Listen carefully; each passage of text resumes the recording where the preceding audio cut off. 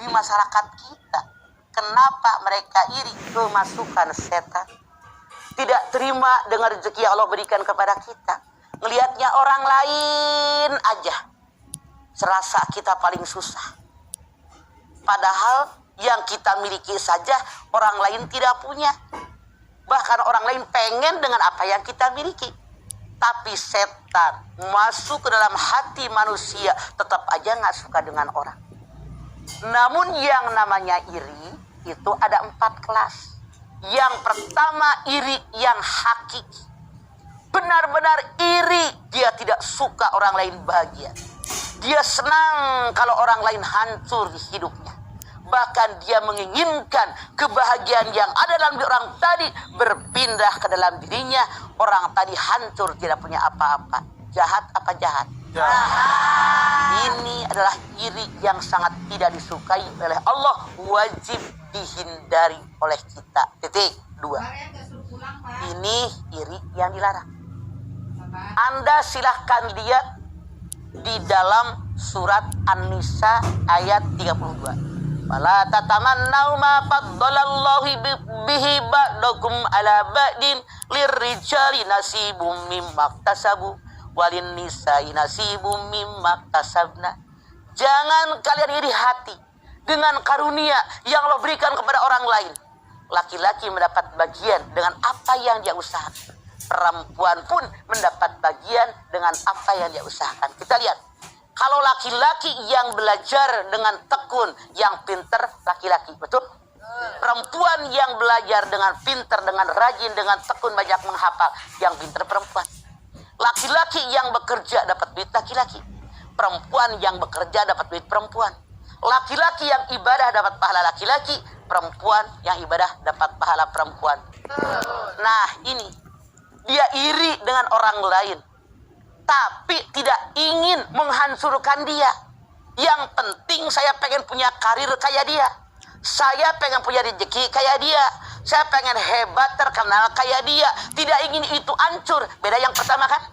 Yang pertama dia sebel, pengen menghancurkan dia. Dia habis-habisan, nikmatnya pindah ke saya. Ini yang sangat harus dihindari oleh kita. Yang kedua, dalam surat An-Nisa 32 ini, iri. Pengen seperti itu.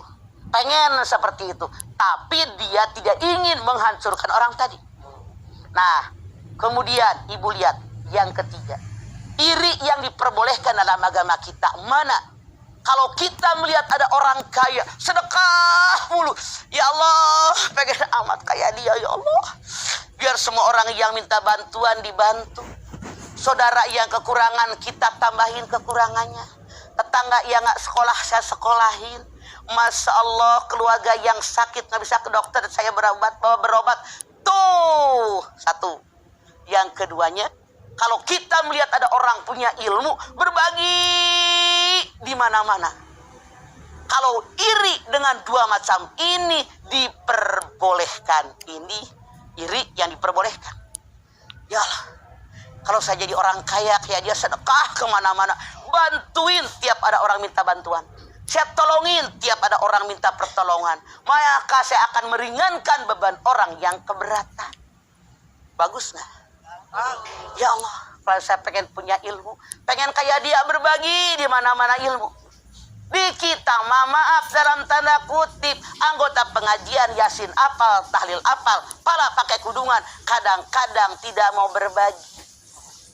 Ngaji di RW, dari rumah ke rumah, disuguhin kue. Kata tamunya, ih enak banget kuenya. Wah, siapa dulu yang bikin? Gue gitu loh.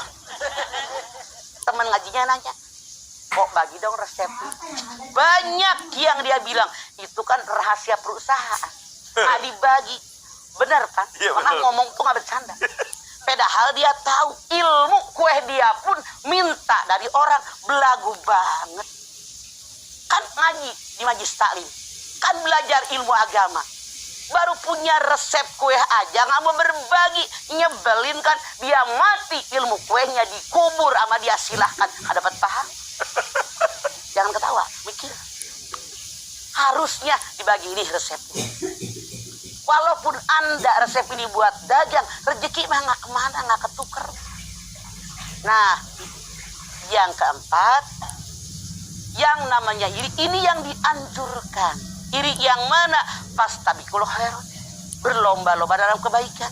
Orang bisa ya nyekolahin yatim sebulan 50 orang, kok saya 1 orang juga nggak bisa. Orang bisa ya yang namanya ngaji sehari 3 juz, kok saya 2 lembar juga udah ngantuk.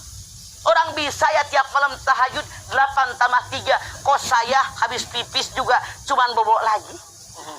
Ini jadi hati-hati kalau kita punya rasa iri. Yang pertama buang, yang kedua hindari, yang ketiga diperbolehkan, yang keempat yuk berlomba-lomba dalam kebaikan.